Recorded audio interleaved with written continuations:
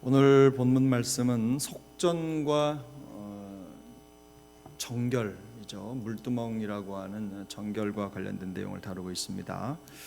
속전은 죄를 씻기 위해 드리는 일종의 돈이죠. 돈을 말하는데 이 돈은 모아서 회막을 위해서 봉사하는 일에 사용하도록 했습니다.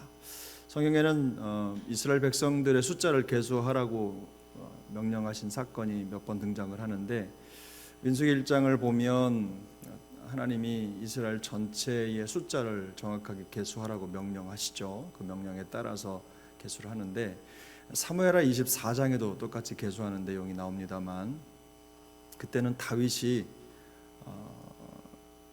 하나님에 대한 충성이 아니라 마음속에 어떤 근심이나 걱정을 제거하기 위해서 자기 임의로 자의적으로 계수를 합니다. 그때 하나님이 진노하시죠. 그렇게 하셔서 7만 명이 전염병으로 죽게 됩니다. 이 광경을 바라본 모세의 마음이 아주 침울하고 굉장히 힘들었죠. 그래서 하나님 앞에 회개하고 또 엎드렸던 그런 사건도 있습니다만, 오늘 본문에서도 하나님께서 계수를 하라고 하시는데, 이때의 계수는 다른 게 아니라 20세 이상의 장정을 계수해서 그들에 해당하는 수만큼 속전을 내도록 하신 것입니다. 이 속전을 내는 그 대목에서 우리가 주목해야 될 내용은 부자든 혹은 가난한 사람이든 그 액수가 똑같았다는 겁니다. 부자는 뭐 더 내고 가난한 자는 덜 내고의 개념이 아니라 똑같은 액수를, 그 돈이 얼마가 됐든 똑같이 하나님 앞에 속전으로 드려라, 이런 말씀을 하신 거죠. 이 말씀이 갖고 있는 의미는 그것입니다. 로마서 10장을 보면 10장 11절 이하에 이런 말씀이 있습니다. 성경에 이르되 누구든지 그를 믿는 자는 부끄러움을 당하지 아니하리라 하니 유대인이나 헬라인이나 차별이 없음이라. 한 분이신 주께서 모든 사람의 주가 되사 그를 부르는 모든 사람에게 부요하시도다. 누구든지 주의 이름을 부르는 자는 구원을 받으리라. 유대인이나 이방인이나 어떤 가치에 있어서 똑같다, 아무런 차이가 없다라고 하는 생각은 지금 우리에게는 그게 크게 달라 보이지 않지만, 바울이 사역할 당시에는요, 이게 엄청난 충격이었습니다. 유대인이나 헬라인이나 똑같은 사람이 아니라고 생각했기 때문입니다. 그런데 바울은 복음 안에서 모두가 다 똑같다, 은혜 안에 있는 사람들은 다 똑같다, 그 구원의 핵심을 계속 강조했죠. 그렇게 하면서 모든 사람이 다 똑같다, 하나님 안에서 똑같이 하나님의 은혜를 고백하고 예수 그리스도를 믿으면 구원을 받는다라는 그 내용의 설명이 이거죠. 한 분이신 주께서 모든 사람의 주가 되셨다. 그를 부르는 모든 사람에게 부요하시다. 그래서 누구든지 주의 이름을 부르는 자는 구원을 받을 것이다, 이 말씀을 하고 있는 것입니다. 십자가를 통해 나타난 차별 없는 구속의 은혜가 어떤 것인지 그대로 보여주는 것이죠. 그런 의미에서 오늘 이 성막이 또 안에 있는 속전을 드리는 이 유래가 가지고 있는 의미는 매우 중요합니다. 예수 그리스도께서 우리에게 베풀어 주신 그 놀라운 구속, 우리의 죄를 대속하신 그 대속의 은혜가 차별 없이 누구에게나 임한다라는 것을 보여주신 것이죠. 두 번째 메시지는 놋으로 만들어진 물두멍과 관련된 내용인데요, 이게 정결 의식과 관련이 되어 있죠. 그래서 하나님께 나아가는 자, 또 제물을 드리는 자는 그 손과 발을 씻어야만 했습니다. 반드시 씻어야만 했죠. 근데 여러분, 여기에 가만히 보면 우리가 이 정결이라고 하는 걸 생각하면 대부분은 이렇게 생각합니다.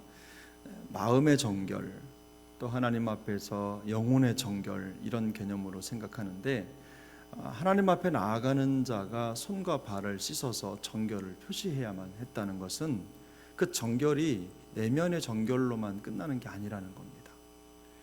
그 외모도 겉모습도 정결함을 유지해야 된다는 거죠.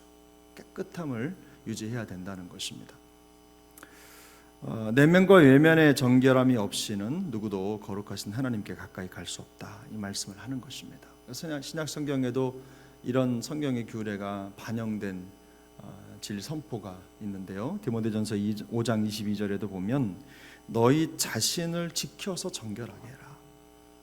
또 야고보서 1장과 또 베드로전서 3장을 보면 그 행실을 정결하게 해라. 내면의 마음과 생각만 정결하면 되는 게 아니라 그저 내가 하나님 앞에 뭔가를 할 때 그저 내 마음이 중심이 좋으면 됐지라고 하는 생각으로는 충분하지 않다는 겁니다.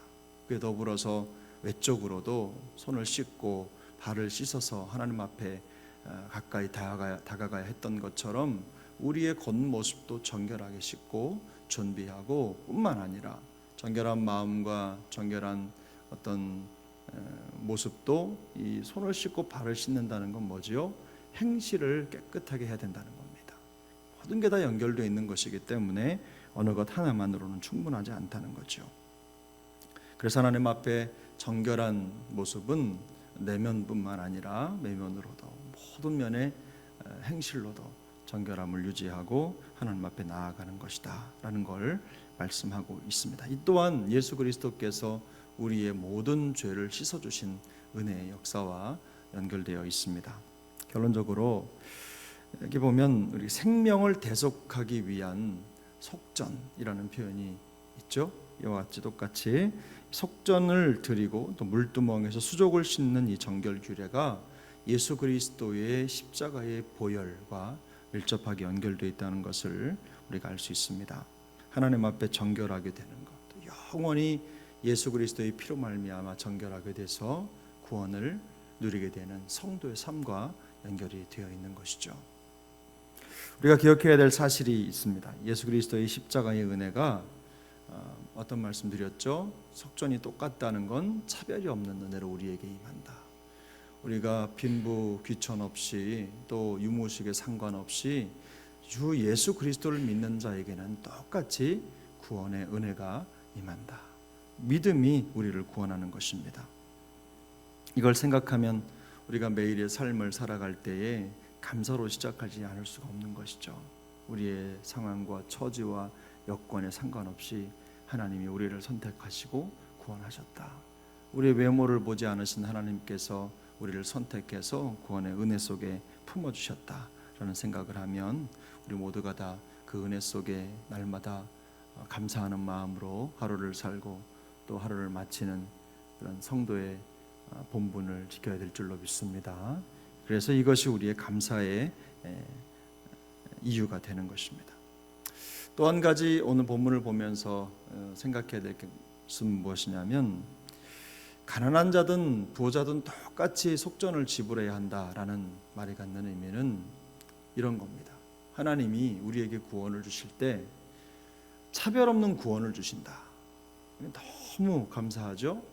그런데 이 차별 없는 구원과 더불어서 차별 없는 헌신도 요구된다는 겁니다. 구원받은 사람이 누구는 뭐 어떻게 하든 다 이렇게 구원을 해주시는데 헌신의 양이 다르다, 이게 아닙니다. 이 헌신의 양이 하나님 앞에 드리는 속전의 양이 같다는 것은 신약시대로 생각해 보면 교회에 지체된 성도의 모습을 그대로 반영하는 것입니다. 우리 몸에 어떤 지체든 자기 역할을 하나님 앞에서 충실히 감당하는 것, 이게 구원받은 성도로서 주어진 삶의 자리라는 것입니다. 누구든지 그 역할이 있고 부르심이 있는 것이죠. 공동체 안에서 각자가 담당한 역할을 성실히 감당할 때 하나님의 교회는 견고히 서가는 것입니다. 그것을 깨닫고 또 부인하지 않고 하나님 앞에서 성실히 감당하는 것, 바로 그것이 구원받은 성도의 자리인 것입니다. 차별 없는 은혜는 강조하는데 차별 없는 헌신과 충성은 무시하는 것은 구원을 무시하는 것과 똑같은 것입니다. 하나님 앞에서 받은 구원에 합당한 삶을 우리가 살아내기 위해서 힘써야 될 줄로 믿습니다. 또 한 가지가 좀 나누고 싶은 게 뭐냐면 맨 마지막에 21절에 보면 이런 말이 있죠. 이 규례가 영원히 지킬 규례라. 이 영원히 지킨다는 건 특별히 이제 앞에 속전과 관련된 것보다도 물두멍과 관련된 내용에 연결해서 이 영원히 지킬 규례라고 하는 부분이 있는 것을 좀 주목해 보면 우리가 생각해 봐도 그렇죠. 하나님이 우리를 구원해 주셨습니다. 그리스도를 통해서 구원해 주셨는데 구원해 주신 이후의 삶의 여정을 보면 우리가 세상 가운데 살아가는 어간 우리가 정결한 하나님의 백성으로 부르심을 받았지만 그 정결함에 죄의 오염이 계속해서 들어오죠. 계속해서 들어오는 죄의 오염을 우리가 어떻게 할 것이냐. 끊임없는 하나님 앞에서의 회개와 돌아섬으로 가능하다는 겁니다. 매일 매순간 우리에게 들어오는 죄, 한번 구원받고 그냥 어떤 죄든 우리에게 들어오지 않고 우리는 철통방어 되었다, 이렇게 말할 수 있는 사람은 아무도 없습니다. 물론 우리가 하나님 앞에서 회심이라고 하는 일생일대에 단 한 번 영적인 회심이 있지만 하나님의 은혜 안에 살아가는 동안에는 끊임없이 죄와 싸우고 죄를 넘어서야 하고 또 피해야 하고 이미 우리 손에 그런 죄가 묻었다면 씻어내야 하는 과정을 반복해야 하는 것입니다. 우리가 주님의 나라에 들어갈 때까지 그것은 변하지 않습니다. 우리가 오염 속에 살아가고 있기 때문에 오염된 세상의 영향을 언제든 받을 수 있다는 거예요. 우리 마음속의 생각도 우리 삶의 영역도 다 마찬가지입니다.